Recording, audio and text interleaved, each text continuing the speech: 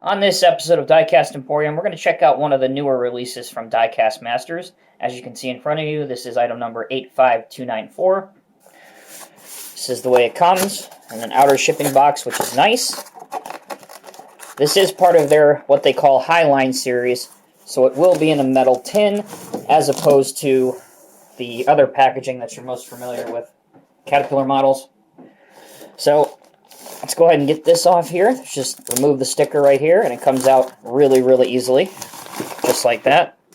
But before we get the model out, it's worth taking a look at the box because it is pretty well presented, very nicely. So there's the model.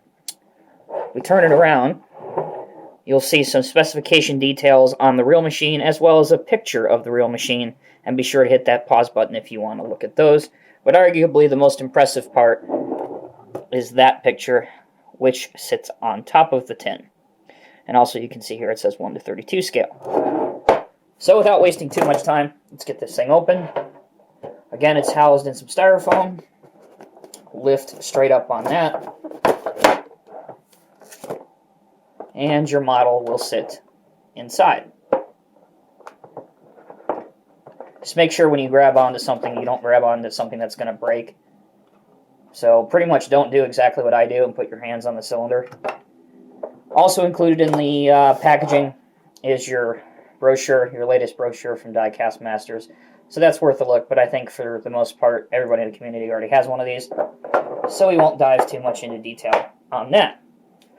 Alright, so taking a look at it, because it is a brand new Diecast Masters machine, you do have the operator in the seat. Unfortunately, he is not removable unless you want to damage your model, and that's totally up to you. But starting on this side, there's a nice ladder here that's made of metal. Up here on top of the wheel well is a non-slip pattern. Matter of fact, you might even be able to hear it. There you go.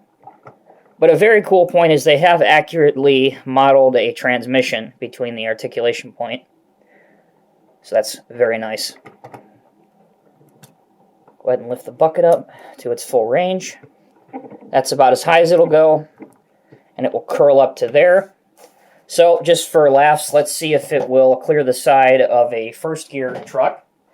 Now, first gear trucks are 1:34 scale, whereas, like I mentioned before, this is 1:32 scale. So, the difference really is nothing to be that worried about. But as you can see, it can clear and dump in there very nicely.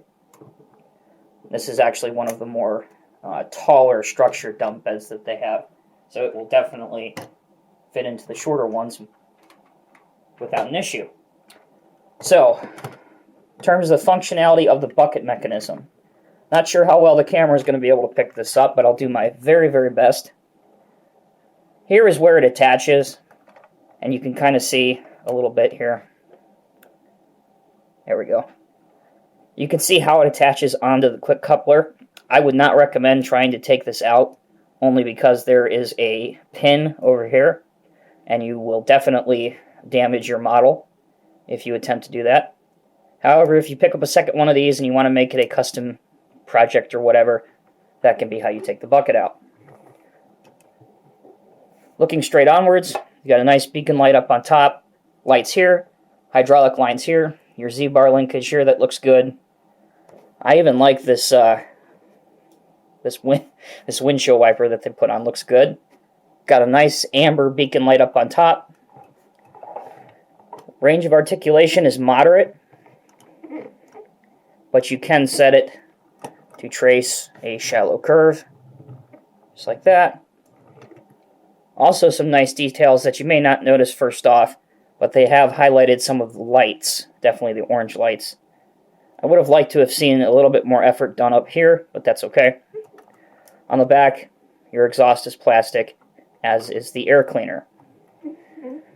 Taking a look at the rear of the machine, if we straighten it out, a lot of lights back here, and your Caterpillar logo up here as well. Underneath,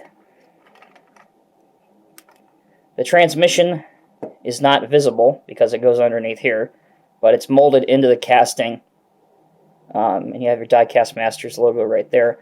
It would have been great had they shown that, but that's okay. That's a modeling compromise sometimes that you have to do. And like I said, it's better to have something than to have nothing at all. There is no range of movement on the rear axle, so that's kind of disconcerting. And all of the pictures that I've seen of this real machine, I have yet to see one in person, but I've seen plenty of pictures on the internet. They have a mud flap that goes all the way down both tires, and this one doesn't. So besides just those couple issues, it would have been really, really cool little features to add in.